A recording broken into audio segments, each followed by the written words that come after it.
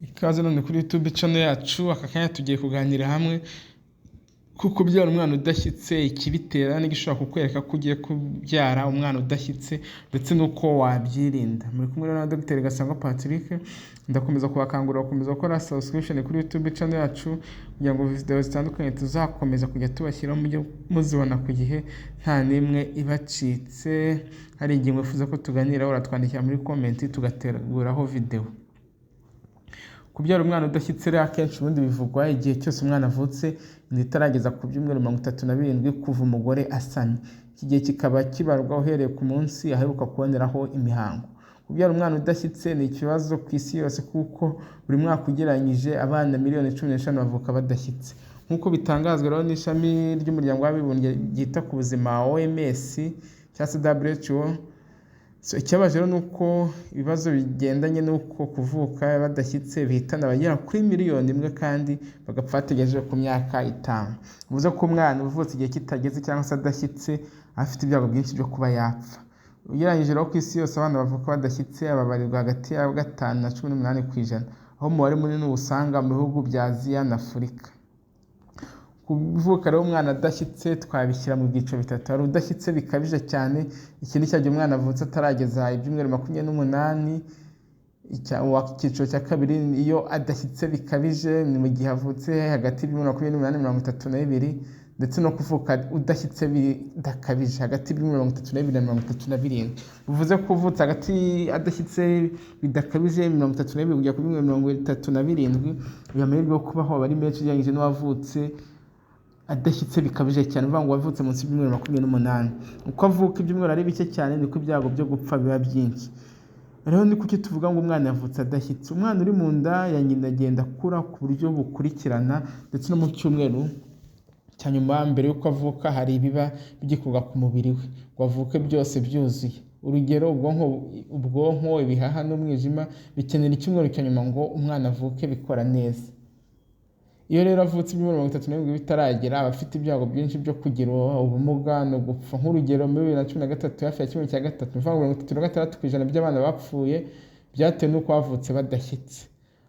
Abadapfuye nabo kandi bakunze kugira ibibazo bikurikira: hari ibibazo by'ubuhumekero, hari ibibazo byo kutabasha kurya, ibibazo ku mikorere y'ubwonko, gukura nabi, ibibazo byo kureba ndetse no kutumva neza. Si ibyo gusa kuko kuvuka umwana adashyitse biba umutwaro n'ikibazo ku muryango, ndetse kumwitaho bigasaba ubushobozi rimwe na rimwe burenze ubw'umuryango ufite, nk'igihe agomba kumara mu byuma bimushyushya za kuveze mu bitaro muri neonatology, imiti ahabwa imurinda indwara ziterwa na mikorobe n'ibindi binyuranye. Ibi byose rero bikonsoma mu muryango cyangwa bituma umuryango ukoresha ubushobozi bwinshi, hari nubwo udafite cyane ko mama utiteguye kuko umwana avutse adashyitse ntabwo wari uzi ko ntabwo bateganyije ko azavuka icyo gihe. Ese hari abagore bagira ibyago byo kubyara udashyitse kurenza abandi? Akenshi rero na kenshi ntitumenya icyateye umugore kubyara umwana udashyitse, ariko hari impamvu zagaragajwe zinyuranye zishobora gutuma umugore aba afite ibyago byinshi byo kubyara umwana udashyitse. Imiterere y'umubyeyi mu buzima busanzwe, kuba afite imyaka mike cyangwa myinshi cyane, ni ukuvuga ufite iminsi munsi y'imyaka 17 cyangwa se arengeje 35 ku mbyaro ya mbere. Abirabura bagira ibyago kurenza abandi. Ikindi, kuba ufite ubushobozi buke bw'imibereho bimusaba gukora cyane ngo wabone amaramuko. Ikindi ni imiterere y'inda, kuba umubyeyi afite indwara ziterwa na mikorobe, bitwita abana barenze umwe, impanga se cyangwa 3, kuba warigeze n'ubundi kubyara umwana udashyitse.